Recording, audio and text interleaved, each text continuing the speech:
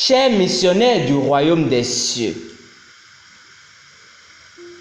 vous devez avoir une vie avec un objectif.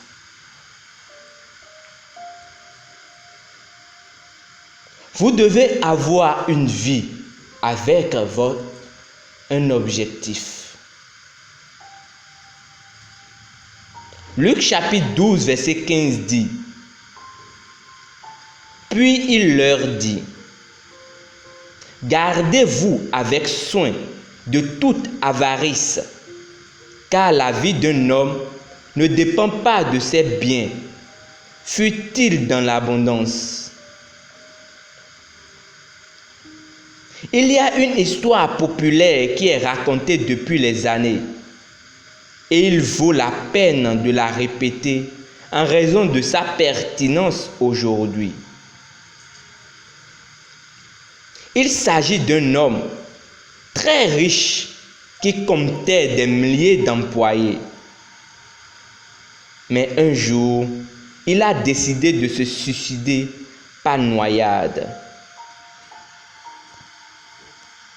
D'une manière ou d'une autre, il y avait un jeune homme qui regardait et qui connaissait ce riche homme d'affaires depuis plus de 20 ans.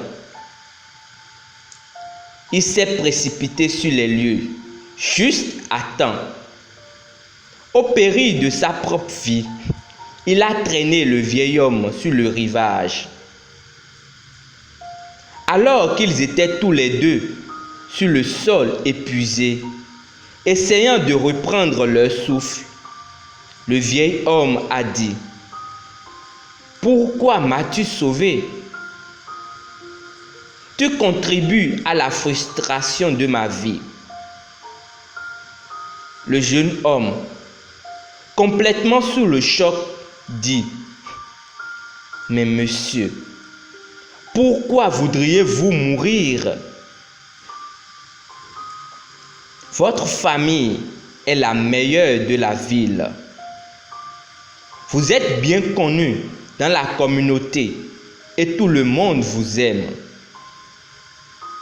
Le vieil homme a rétorqué: C'est ça le problème. J'ai vécu pour tout le monde. J'ai donné des emplois à des milliers de personnes. J'ai gagné de l'argent pour tout le monde.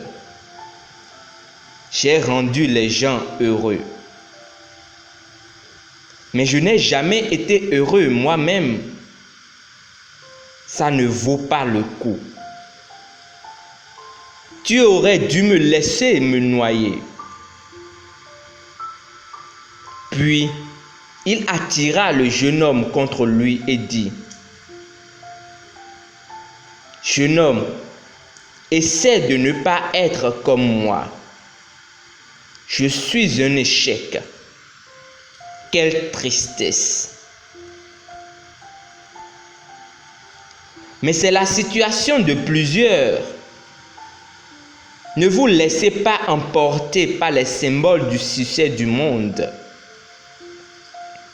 Prenez par exemple quelqu'un qui toute sa vie a été élevé avec un bon caractère. Mais à cause d'une ambition démesurée de gloire et de richesse, il met de côté une bonne réputation et un bon caractère pour devenir un criminel.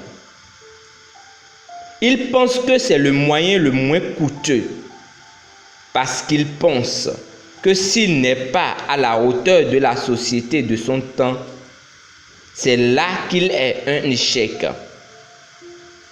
Mais l'homme n'est pas ce qu'il possède. Rappelez-vous des paroles de Jésus.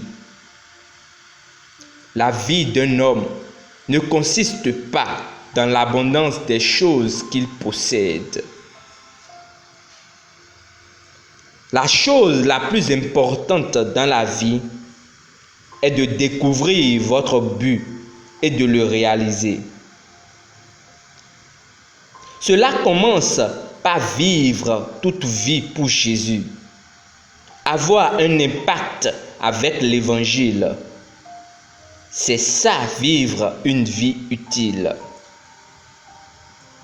Confessons ensemble. J'ai une vie réussie, celle qui est agréable à Dieu.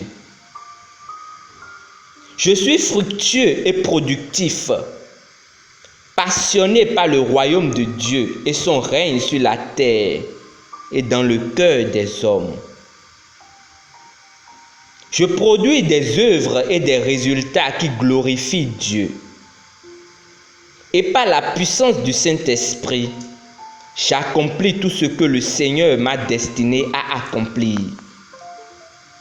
Et j'ai tout ce dont j'ai besoin pour accomplir ma destinée en Christ, au nom de Jésus. Amen. Pour une étude approfondie, lisons Psaume 62, verset 10. Luc chapitre 16, verset 15. 1 Timothée chapitre 6, verset 6 à 7. Et 2 Corinthiens chapitre 5, verset 15.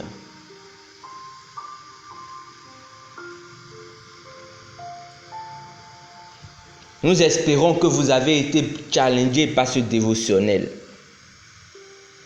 Nous vous invitons à faire de Christ Jésus votre Seigneur et Sauveur personnel, en priant ainsi de tout votre cœur. Ô Seigneur Dieu, je crois de tout mon cœur en Jésus-Christ, Fils du Dieu vivant. Je crois qu'il est mort pour moi et Dieu l'a ressuscité des morts.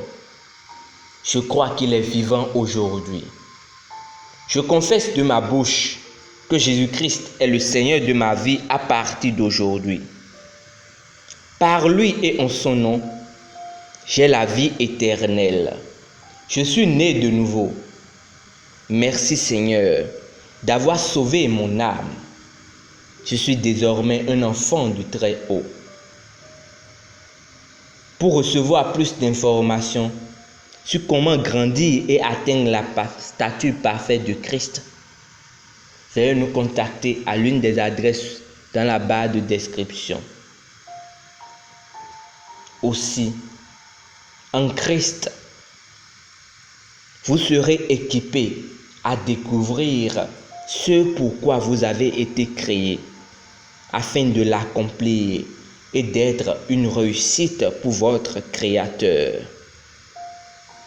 Demeurez infiniment bénis. Amen.